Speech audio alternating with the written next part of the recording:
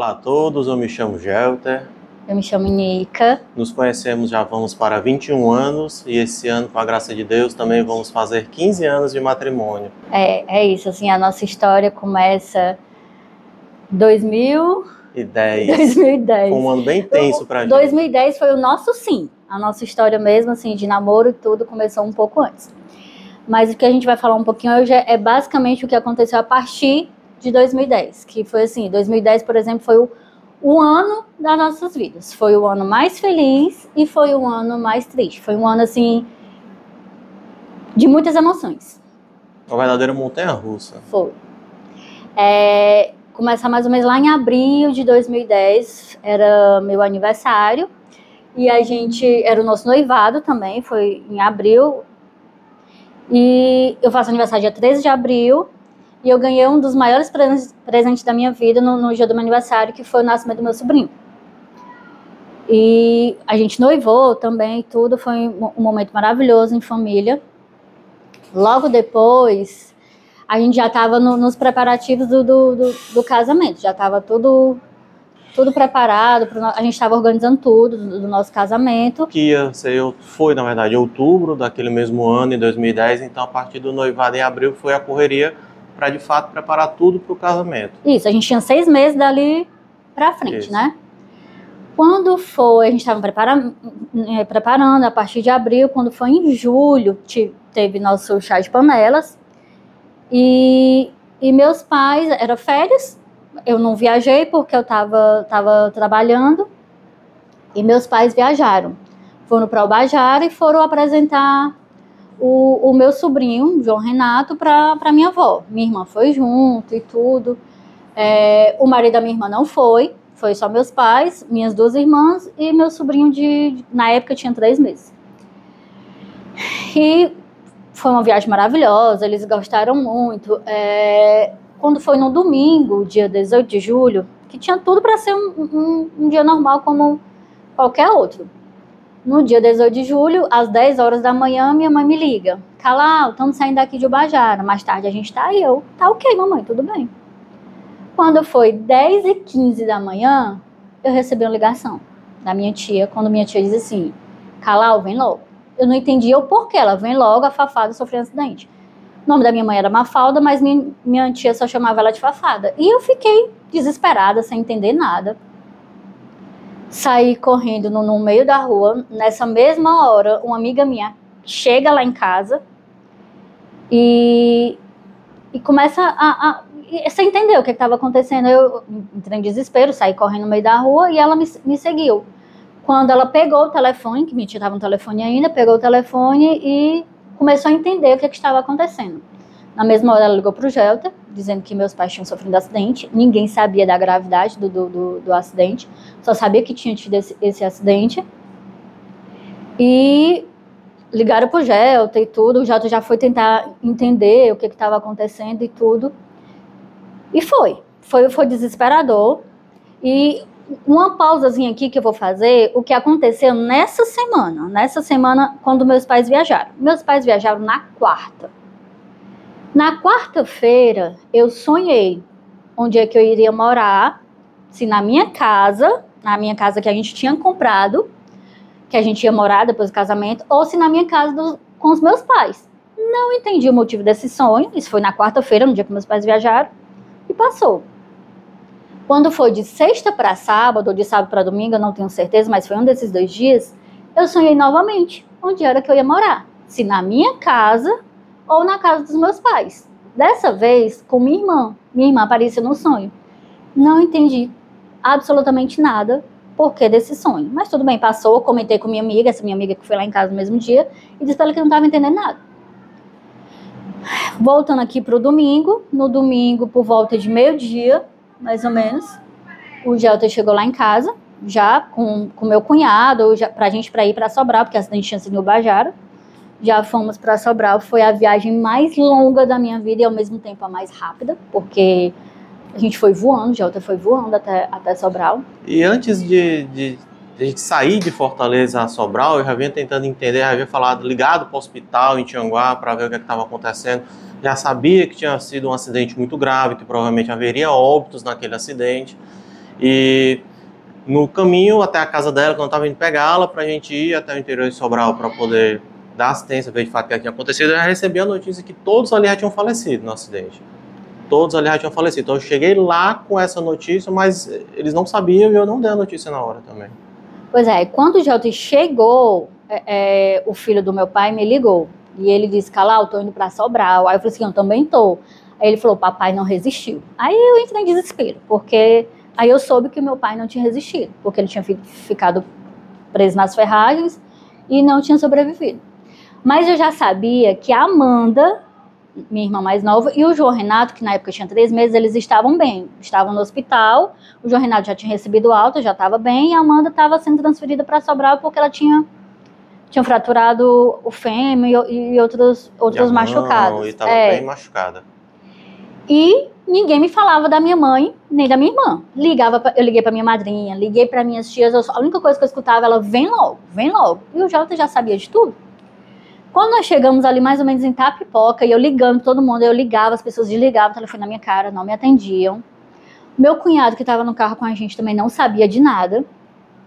E quando foi no meio da estrada, eu liguei pro esposo, pro amigo da minha mãe, e falei para ele, olha, eu não sou criança, me fala o que está acontecendo.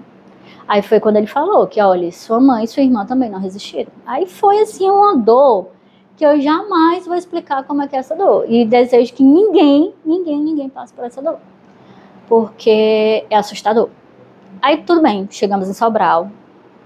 Um susto enorme, porque a Amanda estava na maca, não tinha um colchão, ela estava na Santa Casa, não era? Isso. E no mesmo quarto que ela estava, no hospital, estava também a outra pessoa que tinha sobrevivido ao acidente, porque a pessoa que cometeu o acidente, ela estava embriagada desde sexta-feira. Ela bebeu sexta, sábado e domingo. O carro não era dela. A pessoa não tinha habilitação e tinha um carona dentro deste carro. E o carona, a pessoa que estava dirigindo do outro carro faleceu na hora também.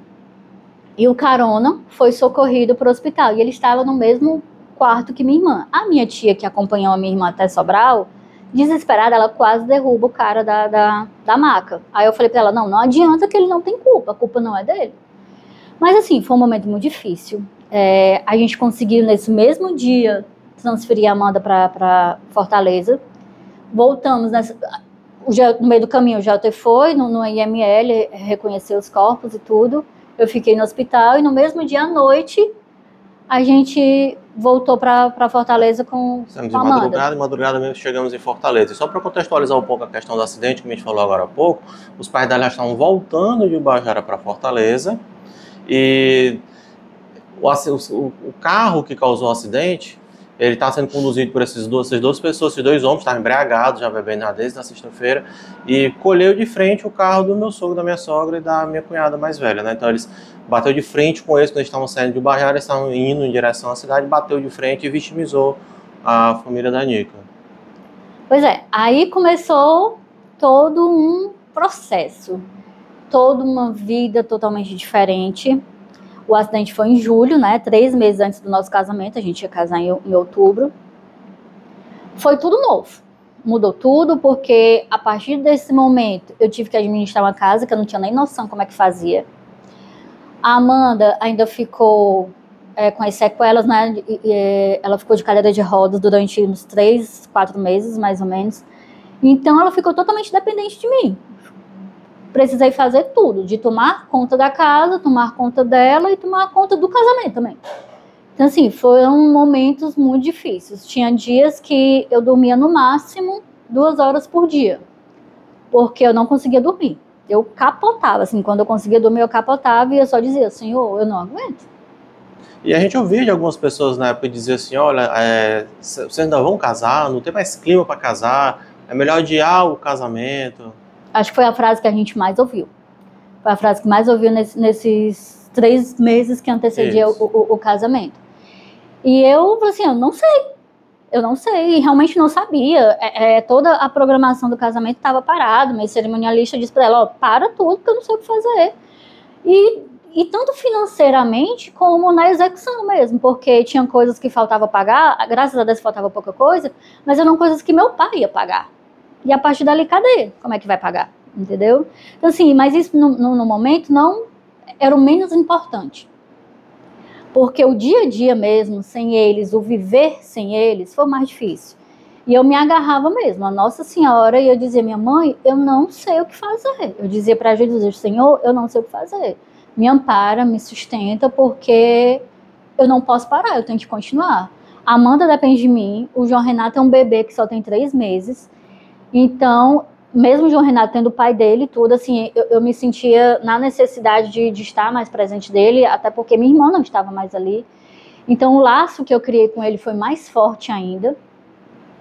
Então, assim, eu ficava nessa necessidade, nessa preocupação de estar presente com ele.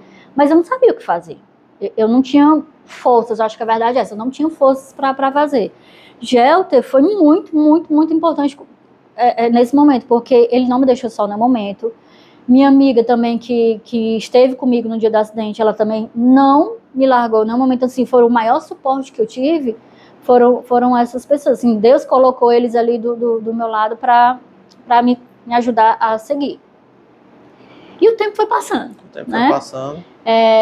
Chegamos em setembro, aí sentamos, Gelter e eu sentamos e olhamos um pouco do outro e falamos, e agora? O que a gente vai fazer? A gente vai casar ou não? O casamento tá ali, em outubro.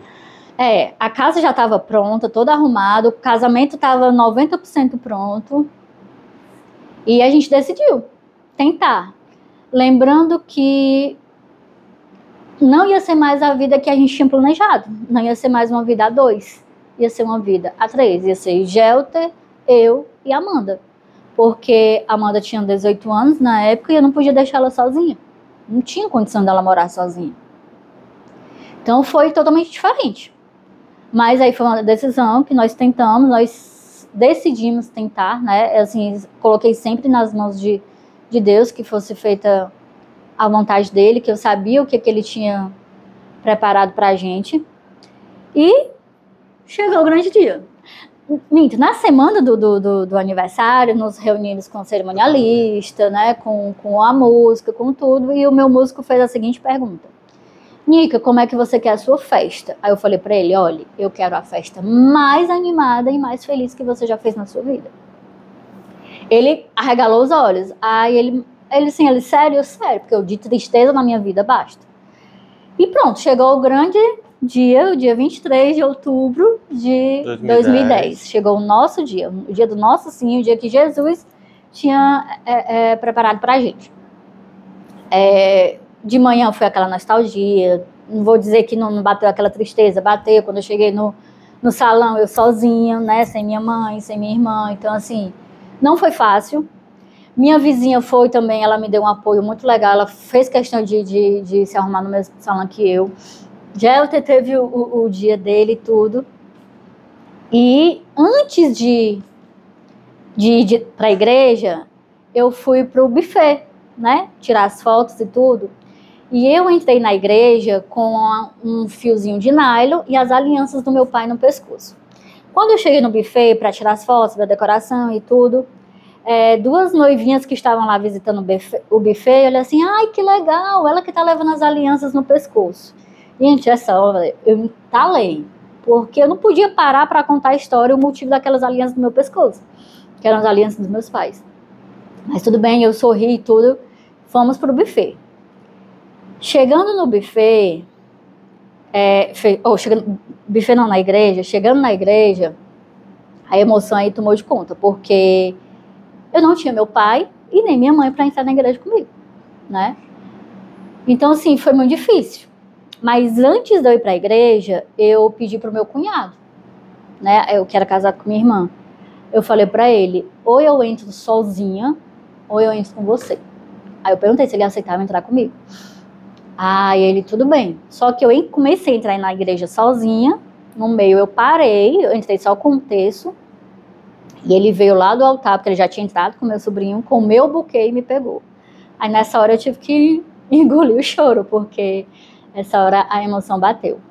Mas antes disso, antes desse momento da entrada, como eu já tinha dito, eu dormia no máximo 2 horas por dia, e isso seguiu até o dia do casamento, que foram 3 meses depois. Eu dormia no máximo 2 horas por dia, porque eu não conseguia dormir. Então, na noite anterior ao casamento, meu casamento foi no sábado, de quinta para sexta, nas madrugadas que eu não dormia, eu simplesmente escrevi tudo o que aconteceu comigo e com o Gelton, do dia que a gente se conheceu, lá em dezembro de 2004, até aquele exato momento, tá? Aquele dia. Eu narrei tudo, escrevi e liguei para o meu músico. Liguei para ele e falei assim, tem como eu gravar um áudio? Aí ele, por quê? Eu, não, porque eu fiz uma carta e eu sei que eu não vou conseguir ler na hora. Fui lá na sexta-feira, assim que eu terminei de escrever, fui lá na sexta-feira, comecei a gravar e ele começou a se emocionar com a história, eu contando, narrando tudo que tinha acontecido com a gente, né, com a nossa família e tudo, dos momentos tristes, dos momentos felizes, todos os momentos que a gente tinha vivido. Deu 5 minutos o áudio. Então, antes de eu entrar na igreja, ele soltou esse áudio. Ninguém sabia, absolutamente ninguém, além dele e da cerimonialista, sabiam desse áudio. Quando abrem as portas da igreja para eu entrar, eu tomei um susto. A igreja, em peso, estava chorando.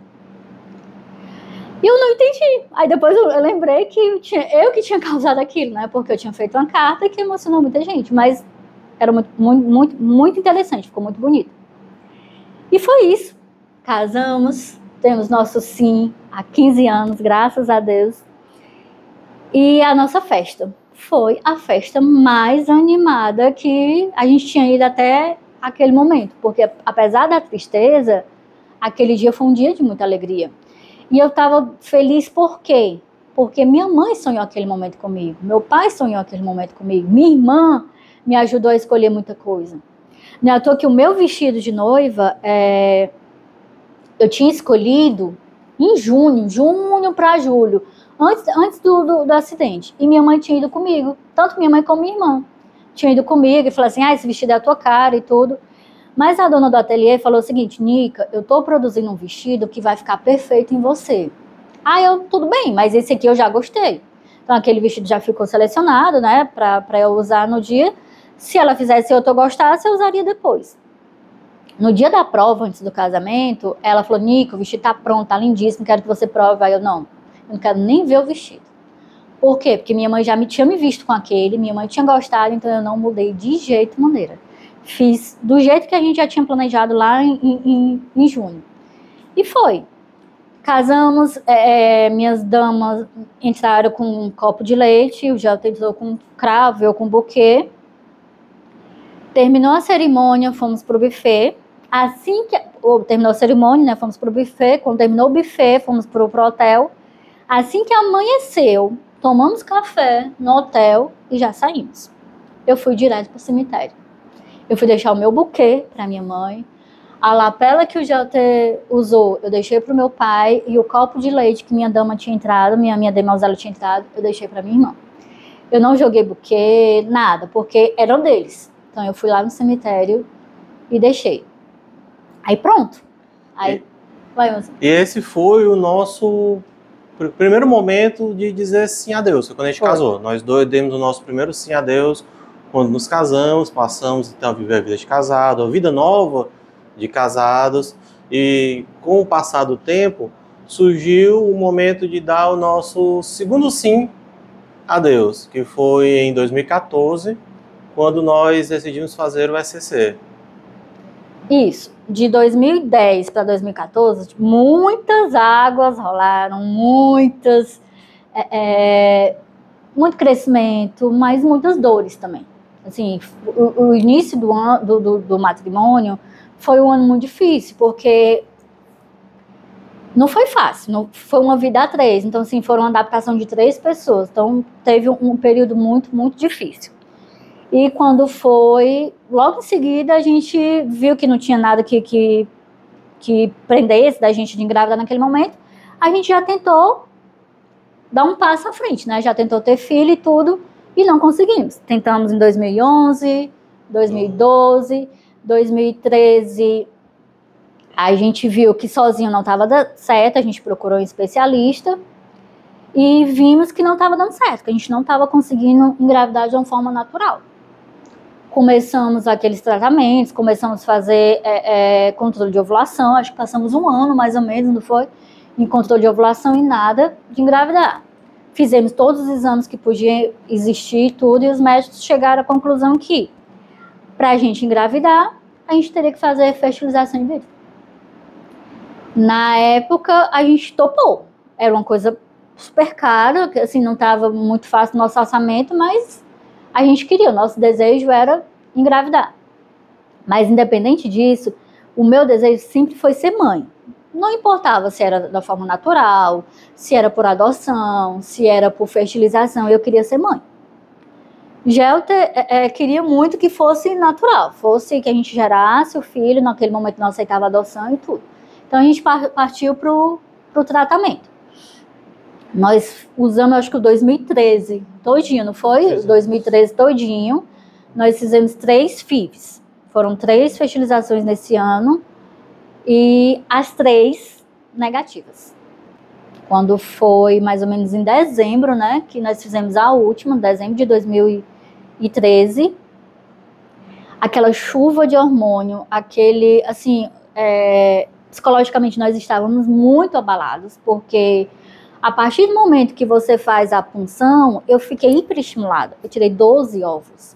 E desses 12 óvulos, 6 óvulos eram de qualidade, que isso é quase raro uma mulher conseguir isso. Eu tinha acho que 29 anos, mais ou menos, perto dos 30. Então ainda estava numa idade muito boa, fértil, né? Então assim, eu consegui tirar uma quantidade de óvulos muito boa. Então pra a gente achava que nossos problemas estavam acabados, né? Até que a gente continuou o tratamento, e no dia da primeira punção, né, no dia que a gente foi colocar a primeira vez, a primeira implantação, nós viemos aqui na igreja, não foi? Viemos na igreja, na época o padre Chico, e eu falei para ele, acabou a celebração, e eu falei assim, padre, o senhor podia abençoar a gente, porque amanhã a gente vai fazer o procedimento. Ele olhou assim, qual o procedimento? Eu falei, fertilização in vitro.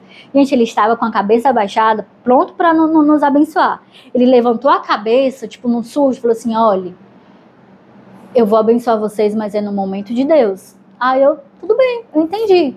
Só que para mim, na época eu não sabia que a fertilização ela não era aceita pela igreja. Eu não sabia. A gente ainda não tinha uma ligação muito forte. Nós sempre fomos de missa dominical, mas a gente nunca esteve dentro do real, assim, do catecismo. A gente até então não estava.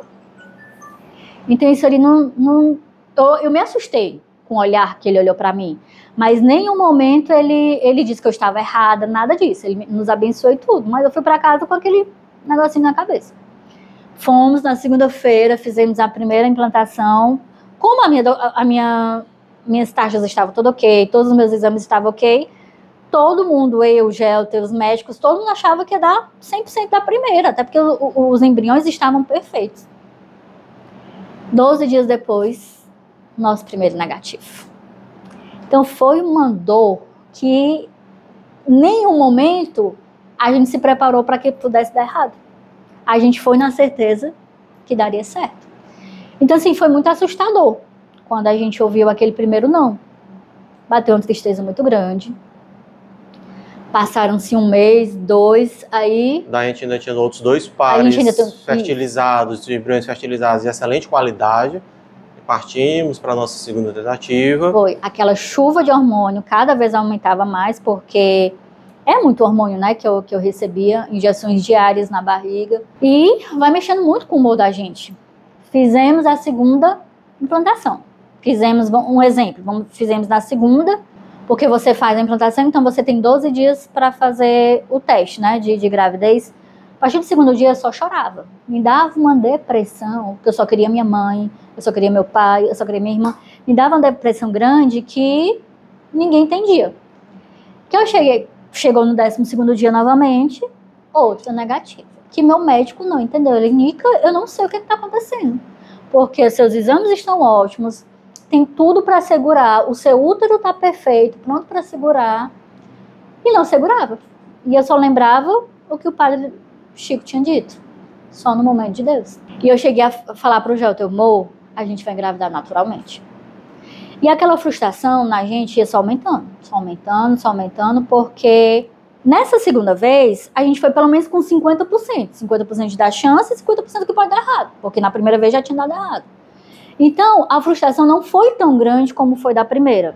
Doeu, foi frustrante, doeu. Nessa brincadeirinha, eu acho que a gente já estava mais ou menos em julho, né, de 2013, por aí, já foi na segunda. Aí passaram-se mais uns 2 meses, depois que a gente melhora a cabeça, né, porque dá aquela frustração e tudo, depois que a gente melhora a cabeça, aí o médico chegou e disse, vamos tentar o próximo, tentar o último, e vamos. Fomos com a cabeça mais relaxada, mas que na esperança de dar certo, né, claro. E intensificando as orações, entregando a Deus que fosse feita a vontade dele. E eu sempre dizia, Senhor, seja feita a tua vontade. E nos prepara para a maternidade. Eu sempre pedia isso. Aí chegou mais ou menos outubro, por aí, fizemos a última implantação. E mais uma vez negativo. Aí aquela frustração foi tão grande, porque assim, não é só a questão da frustração, de hormônio, é financeiro também, que é um custo muito alto. E o nosso tão desejado bebê não veio. Então foi muito triste. E nesse período, no finalzinho de 2013, a gente estava muito mal com a gente mesmo, nós como casal, porque naturalmente um culpava o outro, mesmo sem perceber. Ela assim, eu não consegui engravidar porque você não consegue. Ele, a gente fez a fertilização e você não consegue segurar. Então, assim, foi naturalmente, não era que um apontasse o dedo por outro, eram os pensamentos que a gente tinha na cabeça. Todo esse processo da fertilização foi desgastante em todos os aspectos, psicológico, emocional, financeiro, no casal. Então, assim, abalou muito a gente. Que, mais ou menos em dezembro, a gente estava tão mal com a gente que chegou a pensar em separar. Só que eu colocava o joelho no chão. Eu assim, Senhor, eu sei que não é isso que tu quer pra gente. Eu tenho certeza absoluta que tu tem um propósito muito grande pra gente, a gente como casal, a gente como família, mas realmente foi um momento muito difícil. E eu sei que no momento da gente fazer as pazes, nesse momento, eu falei pra ele que uma das condições, eu acho, da gente fazer as pazes era que nós fizéssemos o ECC, não é? Porque eu já tinha tentado nos anos anteriores fazer o ECC e ele não aceitava, ele não queria. Chegamos em 2014, né? A gente realmente se entendeu ali no finalzinho de dezembro, já tipo no Natal mesmo. Eu acho que foi quando a gente fez as pazes mais ou menos com a gente e tudo começou a melhorar. E o interessante é o que um amigo teu falou, não foi? Nesse momento que a gente estava muito difícil. Porque sempre que você se encontrar num momento difícil, né? Você procurar rezar um Pai Nosso. Né? Isso, e assim, coisa que a gente não fazia, a gente não rezava junto, a gente não tinha esse hábito de rezar junto. Aí a partir do momento que esse amigo dele, que eu digo que foi um anjo, colocou no caminho, disse que pra gente ficar mais forte, rezássemos juntos, né? Então todos os dias ele me deixava no trabalho e de lá ia trabalhar. Então nesse caminho a gente rezava. Antes de eu descer do carro, a gente pegava, juntava as mãos e rezava pelo menos um Pai Nosso junto. Então começou. Surgiu a oração no casal, né? Exatamente, começou a oração no casal sem nem ter chegado na igreja, no ECC, nada disso ainda. Chegamos em 2014, foi um ano mais em paz, porque realmente a gente tinha feito as pazes com a gente, e a gente tinha dado um tempo, a gente deu um tempo pra gente, né? A gente esqueceu esse negócio de gravidez, porque a gente precisou pensar na gente. E eu comecei a rezar mais. Foi um momento assim que eu comecei realmente a me entregar mais a Deus, a Nossa Senhora. E eu sempre dizia, Senhor, seja feita a tua vontade. Seja feita a tua vontade. Se for da tua vontade, nos prepara para a maternidade. E foi um ano todinho. Eu tinha estoque de teste de gravidez em casa, porque na época do tratamento eu usava muito, então eu tinha estoque. Chegou meados de 2014, eu olhei aquele monte de teste que eu tinha, uns 4, assim, peguei e joguei no lixo. Isso aqui não tá me fazendo bem. Joguei. Foi a época que eu fiz uma cirurgia, a gente emagreceu muito, a gente ficou super bem, super em paz com a gente. E mais ou menos em junho ou julho chega as inscrições, né? Começa as inscrições do ECC. Mas não pensei 2 vezes. Cheguei na igreja, estava lá, peguei o papel e tudo. E fiz a inscrição. Falei para ele fazer, ele não deu a mínima. Deixei lá na mesa. A gente pegou num domingo para devolver na igreja no outro domingo. Eu deixei a semana inteira lá na mesa. Quando foi, acho que não, no sábado para o domingo, ele foi e preencheu a parte dele. Entregamos na igreja. Fomos chamados por SCC. O SCC foi em setembro. Fizemos o SCC. Viemos na sexta-feira. A sexta-feira é um pouquinho mais monótona, né? Ele cochilando na cadeira, meu Deus do céu, como é que vai ser amanhã, porque o sábado é mais intenso, ele não vai aguentar, ele não vai vir, não sei o quê. Quando foi no sábado, ele me acordou para vir pro encontro. E foi aquele momento, eu acho que ele, tipo, Deus disse assim, é você que eu quero aqui, é vocês que eu quero aqui. E no sábado eu lembro que teve confissão, e eu me inscrevi para me confessar. Eu fui chamada, né? Fui para a confissão, e lá naquele momento, porque a partir dali eu comecei a entender que a fertilização não era aceita pela igreja. Foi ali que eu entendi desse processo, né? Desse meio de 2014 foi que eu entendi. Então, naquele momento eu me confessei, pedi perdão a Deus pelo que eu tinha feito, porque eu não sabia, e prometi a Deus que nunca mais eu faria fertilização. Nunca mais eu iria meter nenhum método que não fosse de uma forma natural, que não fosse enviada por Deus. E pronto, voltei para o encontro, foi maravilhoso. No domingo, realmente foi maravilhoso. Ele pode falar um pouquinho como foi a experiência para ele do encontro? O SCC para a gente foi um grande divisor de águas, porque a partir dali, daquela participação no encontro, da formação do nosso grupo, que são colegas excelentes de caminhada na igreja, foi que nós pudemos nos ver e nos identificar como pessoas de caminhada dentro da igreja, porque até então a gente vinha desenvolvendo ainda uma fé muito inicial, muito incipiente, aquela fé de casal, aquela vivência dominical, de casal. Né? Isso. Foi a partir da experiência do SCC que nós passamos a nos ver como membros atuantes, ativos dentro da comunidade. E como casal nós mesmo de como Deus, membros, né? da comunidade, como decidimos nos engajar. Na época nos engajamos na Pastoral da Acolhida, servimos durante um bom tempo na Pastoral da Acolhida, e foi a partir dessa experiência que nós passamos a nos entender realmente dentro da igreja, como pessoas de caminhada da igreja. Pois é, aí nesse processo começamos a viver realmente esse mundo do SCC, final de setembro, né, o SCC. Quando foi em outubro, eu fiz a novena de Nossa Senhora Aparecida. Eu sou muito devota de Nossa Senhora Aparecida, sou apaixonada por ela. E Gelta e São Judas Tadeu, que também no mês de outubro. Fizemos as duas, eu fiz a novena de Nossa Senhora Aparecida. E nesse período da novena, em minhas orações, eu colocava, mãezinha, intercede pelo teu filho. Se for da vontade dele, que a gente construa a nossa família, que a gente possa ter um filho, intercede. E eu comecei a dizer, Senhor, se for da tua vontade, nos capacita para a maternidade. Então eu comecei a mudar um pouquinho. Nos prepara, né? Nos capacita, porque até então eu pedia o dom da maternidade. Mas eu não pedi para ele nos capacitar para aquele momento. Eu só pedi o dom. Eu queria ter um filho, queria que você colocasse, se fosse da sua vontade, que a gente nos dê um filho. E eu comecei a pedir para ele nos capacitar para aquele momento. E nós passamos a entender melhor o plano de Deus, né? Isso. A tentar entender o tempo de Deus, não o nosso tempo. O tempo de Deus, nós vamos a tentar buscar melhor entender o plano de Deus para nossas vidas. Aí fizemos a novena, eu fiz a novena da Sala Aparecida, era essa graça que eu pedia. Fizemos a de São Judas Tadeu juntos, e a graça que eu pedia era essa também. Isso quando foi em outubro, finalzinho de outubro mais ou menos, Isso. né? São Judas Tadeu 28 de outubro. Quando foi em novembro, estávamos em paz, tudo bem, graças a Deus. Firmes e fortes no SCC, com o nosso círculo e tudo. Quando foi em dezembro, dia 5 de dezembro, nessa época eu tinha saído do emprego, eu estava só estudando. Deu, 2 horas da tarde, e eu comecei a achar estranho. Porque a minha menstruação, ela nunca atrasou. Mesmo com aquela chuva de hormônios que eu tomei na vida, ela nunca atrasou. Ela sempre vinha entre meio-dia e 2 horas da tarde. Ela não passava disso. Eu nunca tive problema nenhum com menstruação, porque ela sempre foi certinha. Nesse dia, deu 3 horas da tarde, hora da misericórdia. Hora da misericórdia, 3 horas da tarde, tem alguma coisa estranha. A minha menstruação não veio. Eu tomei um susto. procurei o exame de gravidez dentro de casa, não tinha, porque eu tinha jogado tudo no lixo. Quando foi...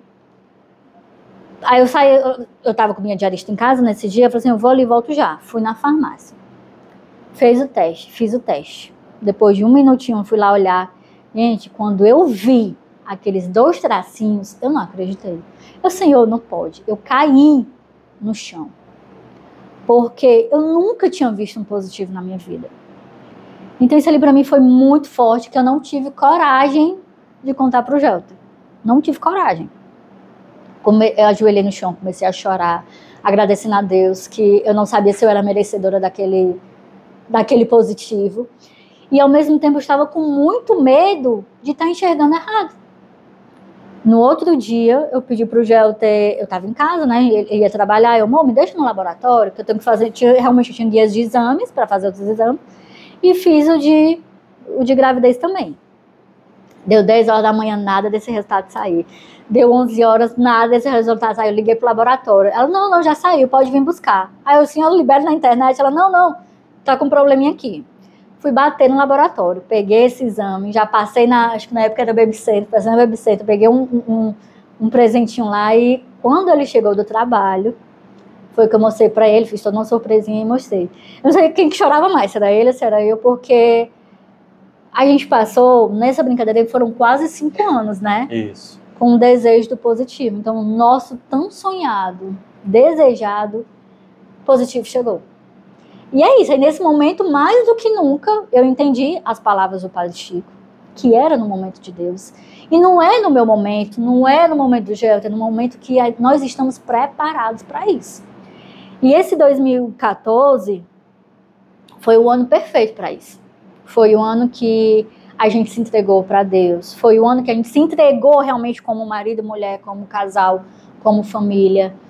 E foi o ano que a gente começou a se conhecer profundamente, né? Verdadeiramente. Então, assim, Deus, ele só age num momento que é para agir. Aliás, ele age em todos os momentos. Todos os momentos. E todos os momentos ele dá sinal também. Dá sinais. Mas cada um na hora certa. No momento certo. Aí... Mais alguma coisa? Nesse agir de Deus que está presente sempre nas nossas vidas, nós, na nossa limitada capacidade humana, muitas vezes não conseguimos entender esse dedo de Deus na nossa vida, esse apontar, esse caminho, esse sopro dele. E nós não somos merecedores das graças dele na nossa vida, na verdade, né? Deus agiu de uma forma maravilhosa na vida da gente, nós não somos merecedores da graça dele, mas ele nos deu a grande graça de a gente engravidar, de termos o nosso filho, que vai fazer 10 anos esse ano, Giovanni. E uma coisa que a gente quer deixar muito, assim, não é lição, mas é mais deixar, de alguma forma, reforçar, o confiar no agir de Deus.